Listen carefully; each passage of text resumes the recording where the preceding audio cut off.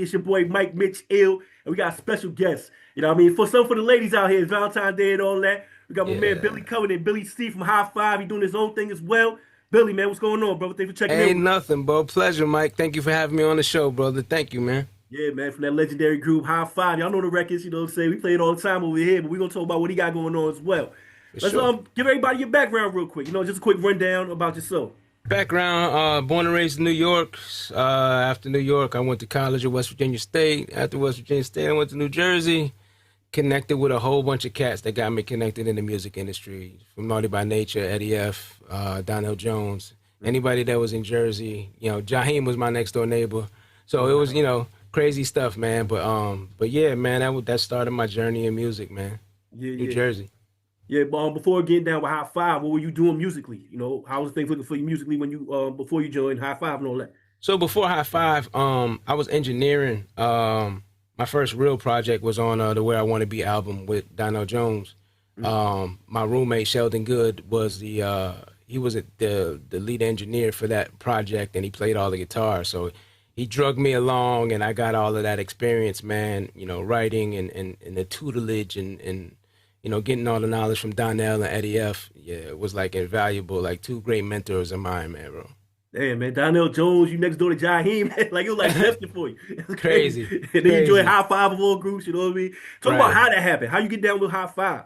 So my cousin Farouk was in the group. So when after Tony passed and Tress, Mack, and Gil decided to put the group back together, they were looking for cats, that could really sing. And found my cousin Farouk in a club in New York City and was like, "Yo, you got like that kind of tone like Tony had a little bit. Would you be interested in doing this?"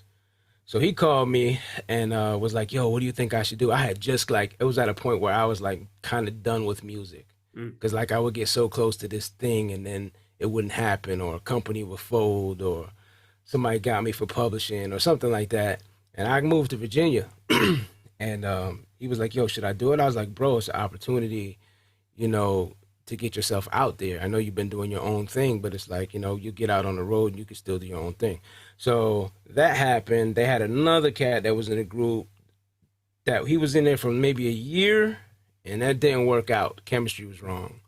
So they were like, "We need somebody else." And then Farouk was like, "Yo, you need to call my cousin." So they called me on the phone and we talked, and I sent them some records, and they were like, "Yo, yeah." mm. Sent me a plane ticket. Next thing you know, I'm on a plane flying to New York because everybody was in Long Island, to hang out for 3 or 4 days. And the chemistry was dope, man. And it just, it spawned from there. That was, what, 14 years ago. Man. So, Yeah. what is it? Were you reluctant at all joining an established group? Like, were there any Um, concerns? a little bit reluctant, man, only because I knew the story. I was a super fan of Tony. Yeah, Um, rest in peace, man. in fact, I had the opportunity to write some stuff for his solo album when he got signed to Bad Boy. Oh, was it for that So Sensation album? no, it was after that. Okay. So that Sensation album was on another label, and Oh, then okay. after that was done, Puff actually signed to him. Mm, So I had an opportunity to do some writing for that, but always a fan.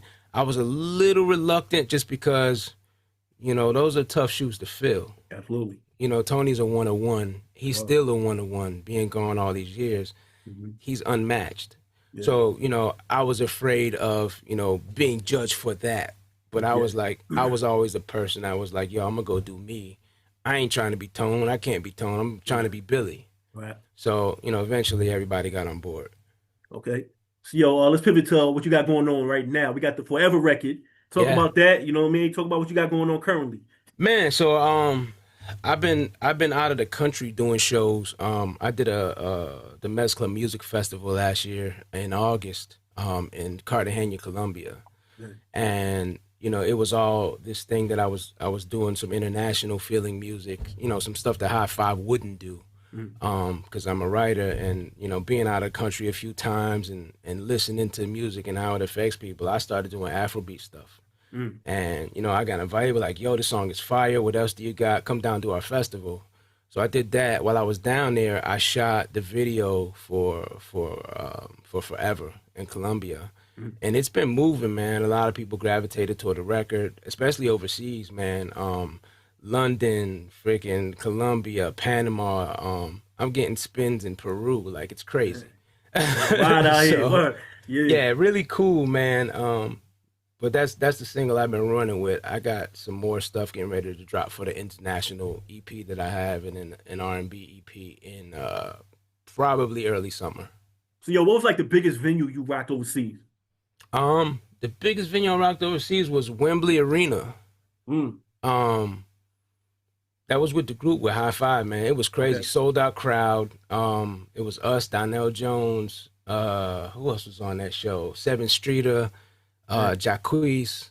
It was a crazy. Oh, Drew Hill was on that show. Like it was a crazy show, man. Yeah, But it that's a was fire. sold out, Yeah. and when you get a chance to stand on stage and everybody singing your songs word for word, bro, like that's the ultimate feeling. So let's talk about some of the original music you made with H Town. I mean, not H Town. I just see that because you got that record Slow Grind with H Town. But Yeah. I kind of jumped the gun. High Five, like some of the original records you made with High Five after joining the group. Talk about some of those. Um, we did an EP, I think it was 2014. Yeah. And they wanted to get something out. Um, the majority of those songs for that, I didn't really tailor them for High Five. I kind of made them into a High Five record Mhm. because they were in existence probably, a few years before I even got in a group. But everybody liked the way that I wrote and I produced. So we went and did that EP. It did pretty well, man. It was just kind of something to let people know that we were out, and eventually it spawned us going back out on tour. So yo, when you first joined the group, how did the other members kind of receive you? Did you have input right away, or you just had to play your part, get in where you could fit into the appropriate time and all that? I just initially I sat back, Mhm. just to see what everybody's role was and what they did. But when it came to the production, engineering, the music, writing, and all of that stuff, they were like, "Man, run with it. Like we know what your talent level is, and what you can do, and this is why we got you here." Mm. So I just kind of went in, to do what I had to do, and it was well received. So yeah, get to that Slow Grind record with H Town. How that come about? Man, so Big up GI too, man. He was out here, Marty A. John split up. You know what I mean? They was out yeah, here. We had this little VIP section over there, shrine at the casino going yep. up. Big up GI, man. Let's go, let's Yeah. go. So the Slow Grind record, we was on tour with H Town.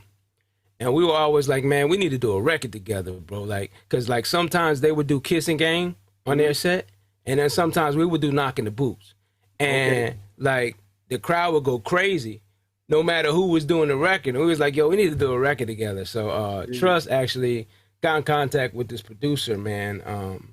We were friends on Instagram for a while already, but we hadn't worked with him. Andy Mack. He's from London. He's the guy for Akai. So if you own an MPC, Mm-hmm. he's the guy who does all the developing and all of that for MPC. When Yeah. Brian Michael Cox needs some drum programming, they call Andy. He's like, Yeah. to me, man, he's like the white European Teddy Riley. That's ill. He's ill, bro. And we were Yeah. like, yo, Ted, we were like, Andy, can you make us a High Five meets H Town record? Mm. And he was like, for real? I was like, yeah. He was like, okay. So he sent me a record. I swear to God, he did a record in 2 days. Yeah.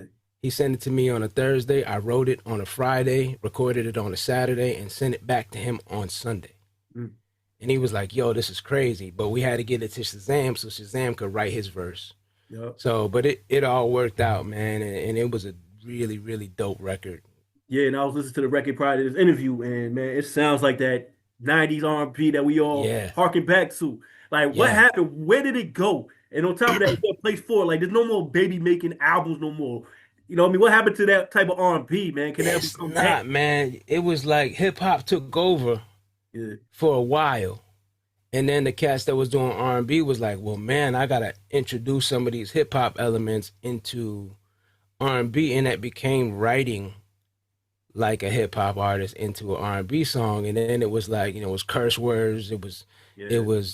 let me see what I can get away with where the FCC don't bleep me out. Uh, And it was like that, man. And then all of a sudden it was no more shows, radio shows you could call and dedicate a record to your girl no more, because it was all about smashing and trashing and You know what I mean? It Yeah, wasn't yeah. really that cool. And Keith Sweat said it in an interview. Big up Keith Sweat, man. I was with him Uh, last night. oh, big up. Um, he said in an interview, like, man, like everybody singing R&B nowadays want to be a rapper.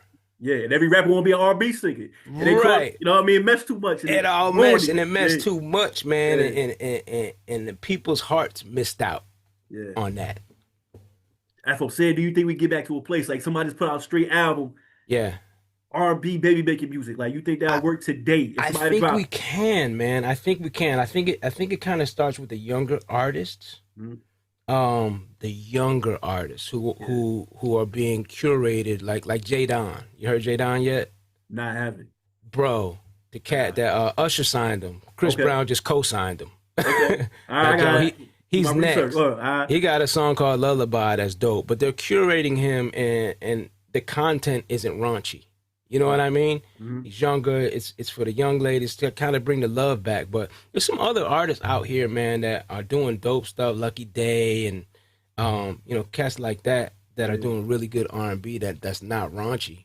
yeah, Um, but it's far and few in between, and you have to go find it because the programming is not dictating that like on FM radio at anymore. all. Like the big stations that they got to go by this list of what's being played are not catering to that music. Nah, not one bit, man. It's crazy, man. Like, no more R&B groups. No more, you know what I'm saying? None That of part, that. that None of it. part, It's gone. It's crazy. yeah, man. But I all the think that's what the older game ones is. is making money though. They Hey, still hey, so if you look at it, it kind of works out. It's like, all right, well, you right. know what I mean? We'll take all that group money right now, you know what I They mean? still So looking for it, man. yeah, yeah. So are you guys still currently touring at all? Or you guys kind of taking a break and you just doing your solo thing? Like what's going on So right, currently? yeah, right now we taking a break. I'm doing a solo thing.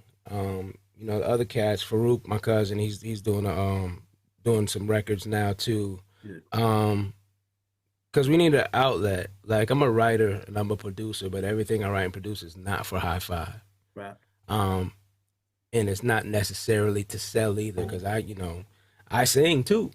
Yeah, So, I got a hard drive full of music, Afro beats, Latino stuff, speaking Spanish on records, like, and that stuff I couldn't use for high five. And I'm like, yo, I got to get this stuff out of me. yeah. So, just starting to do some shows, some solo shows here in the States, man. I just booked a show at H Town in Day 26 from Man. making the band. Okay. Yeah, they doing big things too, man. Big up Day 26. Well, Um, but yeah, man, just kind of creating my own lane as a solo artist. I yeah, look at myself as a new artist yeah. anyway. Even though I'm an OG in the game, a lot of people don't know me as a solo artist, so I'm Right. still building fan base. Yeah, we over here with Billy Covington, man. So like you mentioned that you're a producer. And one reason why 90s songs stick and it had this nostalgia feel that everybody kind of yearned for, you know what I'm saying, for Yeah, lack of a better word. Like yeah. what instruments were used back then and why aren't they used now? I mean, I just figure, you go back into that bag, you know what I mean, to bring up those old sounds and kind of put a modern Man, twist to it, and then man, boom, we get it we were back. sampling records and Yeah, and using the Roland 2080s and the yeah, 1080s and using those synth sounds and the ocarinas and all the crazy stuff like on Donnell Jones' album, like on like all the stuff that Teddy came up with, where he was making his own sounds and programming his own sounds, man. yeah, It was a different feel, man. It didn't feel like it was digital, but it didn't feel like it was fake digital. Like yeah, well, there's a difference in the sonic quality of like a 90s record versus now. yeah, Um, so yeah, man, the production. And actually, man, some of that production is coming back. If you listen to some of the records that were hits last year, like the Made for Me record, Money Long, the joint Jermaine Dupri did, man, that's all old school, simple, boom cack yeah, and piano. Like it's nothing really. I think he might have used like 5 instruments in that record, bro. yeah. And less is more. Once cats get back to the less is more, it lets the vocals stand out and the production stand out. It's kind of cool. So do you songwrite for other artists? I mean, I know you do things for Hot Five, but like outside the camp, you know what I mean? Do you do any songwriting for other artists? I have, man. I wrote some stuff for Donnell. I wrote some stuff for Jaheim. Hell, I've been in the studio with, you remember Coffee Brown? Oh yeah, after Yeah, yeah, party. That's with my joint. Fonz. Yeah. I wrote songs with Fonz, man, and Mhm. I had the opportunity. I used to write some stuff with Mario Winans when I was up at Bad Boy. We were working on a gospel project up there.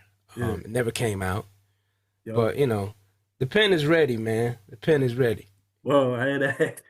So, so yo, as far as like, joining the group when you did, hmm how were you like initially received, like, by like the fans of the original High Five? And we all know some of the tragic stories. We don't need to get into it, but just, Right, you know, right, you being man. a new face, what was that I, like? I ain't gonna front, man. If I didn't have tough skin, I would have quit. Man. Super tough skin. Mhm. Mama ain't raised no punk. Wow. But initially it was like, oh, they can't do it without Tony, and it was Tony, Tony, Tony, and then it was like, then was the High Five fans that was like, yo, the group was High Five. It wasn't called Tony Five. It was High Yeah. Five. So these other cats had a stake in the legacy as well. Yeah. They still had to eat. They was trying to, do whatever. But it was like it wasn't until we got on a tour called Back to the '80s. We wasn't even the '80s group, but we got on the Back to the '80s tour. Yeah. It was us, Big Daddy Kane, Dougie Fresh, Force MDs, Houdini. It was like mostly hip hop and a little Mhm. bit of R&B, and we killed that. Like they changed our lineup order because they didn't want us to go first anymore. Yeah. So once people started hearing the show and seeing the show, like that's what they were really about. It wasn't necessarily about making new records. We just Yeah. did some records just to make sure that people knew that we were still doing stuff. But come to see the show, Right. and then we did the tribute to Tony, and it was cool. We was down in we was in Cali. We flew Tony's son Tevin because he had Mm. never been to a High Five show, Oh, even to really? see his dad. Man. So we flew him out to hang out with us, and he came out on stage with us, and it was kind of a point where like, damn, Tony's son accepting these dudes. He loved them like uncles. Ultimate Like, stint. Yeah. who am I to stop what they doing? Like, y'all are not on stage. We the ones out here on Yeah. stage. So it was tough at first, man. It was a lot of hate, like crazy hate. And then when the stuff happened with Russell, it was really we had to hire publishers because they never said, Russell Neal, former member of High Five, because he had at that point when that happened, Yeah. he hadn't been in the group for 20 years, bro. Man. But they never said former member of High Five. They said member of High Five. So automatically it was like, oh, y'all out there singing with me. Yeah. And it was crazy. Yeah, and So, the thing is, like a lot of people don't know, like the moving parts, like right, there's a lot of changes throughout the years with the group, right, so some people probably couldn't like right. separate the two, but yeah, Lots man, of changes. And then, yeah, with the internet, people don't Google nothing. nah, They don't research nothing. They look mhm, at whoever posted the last thing and like, oh, is that true? And then they'll yeah, share it, even though it's some fake news. yeah. How about the original members that's still around who's not active with the group and no longer affiliated? Like, you had any contact with them through the years, or um, Before Pooh passed, we had contact. Rest in peace, Roderick Pooh Clark.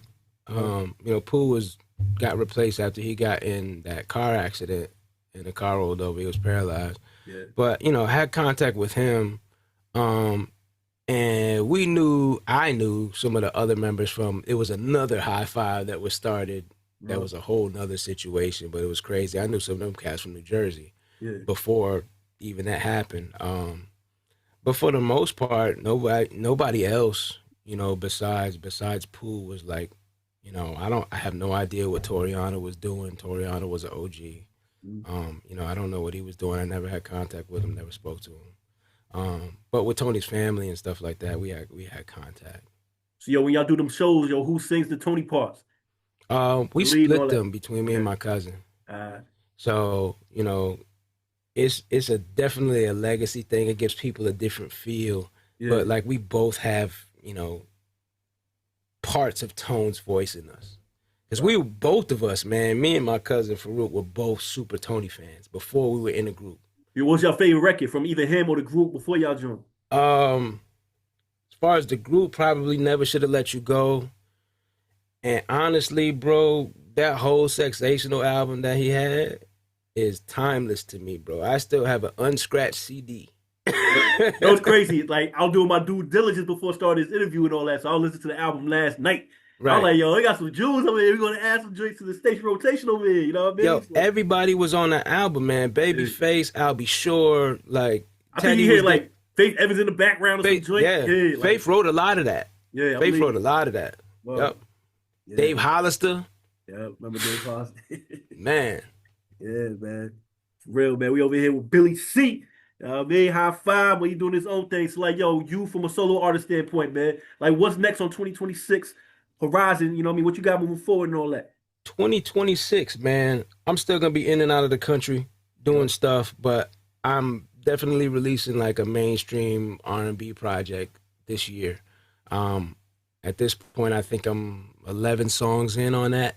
Yep. So doing my thing. I got the next project that's coming out is this international project I did. It's got some Afro Latino stuff on it, some Afro beats, little bit of like salsa, hip hop, salsa type stuff, some fusion stuff they love, down south of the border. Yeah. Um, but those music festivals and stuff are dope, man. Like Yeah. they be like little Coachellas, I believe it. real crazy, I man. But mean, like, you tapping into the right market right now, too. You know what I mean? I mean, you just yeah. seen Bad Bunny do the halftime show, you know. Right. Yeah, I got a couple reggaeton records. In fact, I got another one that's out now too. So Well, it's called Ready for Love. Yeah, so yeah, man. So yo, man, Billy C, man, thanks again for checking in with us, man. Anything else you want absolutely. to say to the people, and then we're gonna play the two records back to back forever, and then we're gonna do the slow grind record. For sure. Hey man, y'all continue to follow me. You can follow me on Instagram at Billy C High Five, Facebook at Billy Covington. You can also hit me at www.billycmusic.com. That's music with a Z. And keep running them High Five records, man. High Five is timeless, man. We still getting publishing money off of that stuff. There So we go. There we go. keep running it up, man. These cats gotta eat. Yeah, absolutely. So yo, man, let's get to it, man. Not too not. Let's go.